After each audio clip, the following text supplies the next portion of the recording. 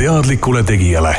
Ja täna olles juba sel aastal saades 73, eks ole, ma leian, et ei ole kunagi hilja alustada ja võib-olla alustada. Ma olen soovitanud paarile omale sõbrale, kes küsib, et Ants, et sa oled päris heas vormis ja sellises aastates, et kurat, mul kuidagi ei saa nagu seda alguspunkti. Siis mina ütlen, et mine kodus korraks peegli ette, võta ennast alasti ja vaata. Ja kui sa ise endale meeldid, siis tee seda edasi, mis sa seni teinud oled.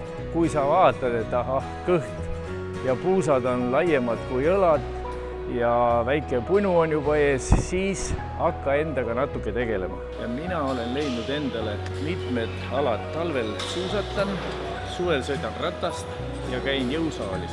Ja jõusaalis käin ma Spartas. Mis mulle meeldib, on see, et siin on hea õhkkond.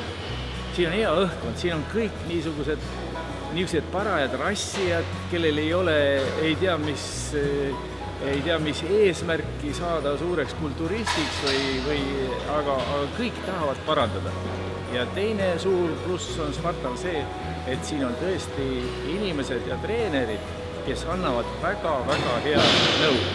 No näiteks ma ei saanud tükk aega oma seljavaludest, puusavaludest lahti, käisin nõelu panemas, käisin Hiina spetsialistide juures, 3 päevaks on valu läinud, pärast on ikka.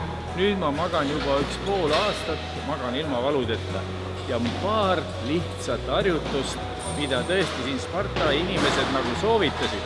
Ma algul kartsin ja pärast nüüd on väga hea olema.